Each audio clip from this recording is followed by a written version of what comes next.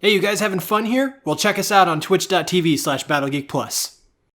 Welcome to Awesome Video Game Memories, where we talk about awesome memories about video games. I'm Ryan, and the game we're going to talk about today is Resident Evil 3!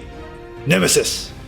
Yeah, so I remember back in 1999, there was so much hype building for Resident Evil Code Veronica on the Dreamcast, and I thought that was going to be Resident Evil 3.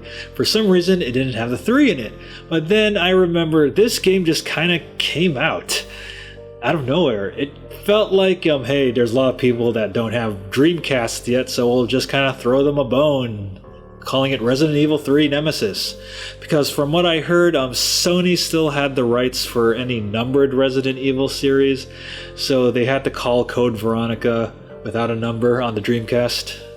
But regardless, I still was pretty excited for this game because it was Resident Evil 3, and you got to play as Jill Valentine. Yeah. So the best part about Resident Evil 3 was definitely the intro, and out of all the PlayStation games, I personally thought this was the best intro of them all. Because you get to see the zombie apocalypse happening in Raccoon City, the zombies overwhelming the people, and that really badass part where the Raccoon City Police Department gets out of their cars, arms their guns, and are ready for battle.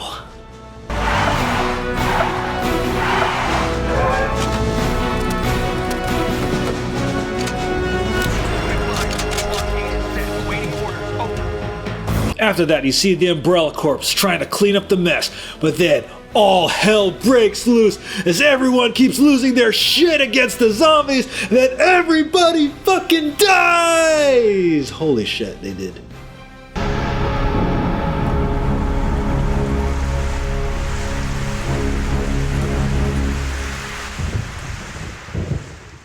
Of course, I remember at the beginning of the game, you see this guy lock himself in a container, and he's like, no, I don't want to go out, it's much safer in here. But because this game takes place before and after Resident Evil 2, dude, you're gonna fucking die.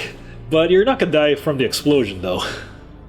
Yeah, so, one of the disappointments I had with this game was, Resident Evil 1, you had to do a lot of backtracking. It was very Metroid-ish. Resident Evil 2, you didn't have to do as much backtracking. It had a much smoother flow. In this game, they combined the best and the worst aspects of Resident Evil 1 and 2, where you have to do like a lot of backtracking in the city. And the city is pretty massive. So I tried as much as possible to solve this game without game facts, but it was definitely very tough. And one of the craziest parts about this game was Nemesis. Stars.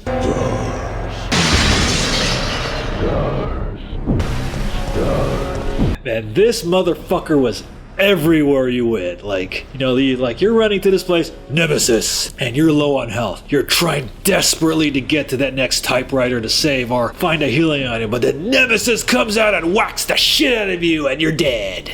Yeah, so while this game lacked the scares of the first two, Nemesis was definitely there to keep you on your feet. And then we got Carlos. Calm down, lady. I'm no zombie. My name's Carlos. Your sidekick for the game, the not love interest of Jill Valentine. And I do remember when Jill gets infected with the T-virus, kind of midway through the game, you're like, no, Jill, please don't die. But don't worry, Carlos comes to her rescue. Yeah, so where I kind of felt Resident Evil 2 was lacking in the enemy department compared to Resident Evil 1, they bring back a lot of crazy creatures in this game, especially the hunters, and there's even a frog hunter in this game. Yeah, I remember the part where Jill gets infected and you're Carlos, and then you're racing through this laboratory hospital place, and you see one of the frog hunters in containment, and then after you get the cure for Jill, you're running back and that fucking frog hunter just jumps out of the containment unit, but luckily you're just able to get in the door and escape. It was that easy. I definitely remember this game being a lot more difficult than Resident Evil 1 and 2 because of Nemesis. Yeah, that motherfucker would just kind of appear anywhere like I mentioned before, but luckily the last battle with Nemesis wasn't really that difficult. You want stars? I'll give you stars. But unfortunately we don't get to see Carlos again, which kind of sucks.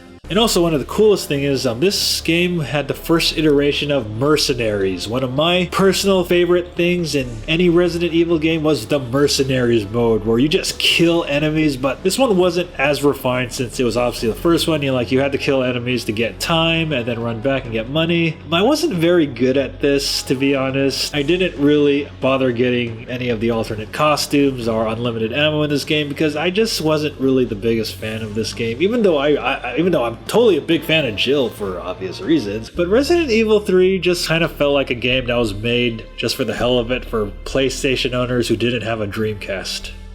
Yeah, so one of the criticisms about this game was that Resident Evil 3 really felt like a side story, more like fan service for Jill fans. I mean, I'm a huge fan of Jill, obviously, but I didn't really think they really needed to make this game. I was hoping Code Veronica was going to be the real Part 3, and to me it still is the real Part 3, but because of the licensing rights between Sega and Sony at the time, Yeah, actually what's cool about this game, if you beat the game, you get to unlock these epilogues, but the problem is I didn't bother replaying the game again, so there was an EGM magazine that did have all the epilogues, and then you can just go online and see what the epilogues look like, or just download a game save for your PS3 and see them from there. Yeah, so Resident Evil 3, I know it came out for the Dreamcast. I also think it came out for the PC and the PlayStation, obviously, but you can definitely pick this game up on the PSN store for less than $10 and play it on your Vita on the go. So that wraps up this episode of Awesome Video Game Memories about Resident Evil 3, and if you have any memories about this game, make sure to leave those in the comments below. Take care. Hey, you guys should totally go support us over at patreon.com/BattleGeekPlus.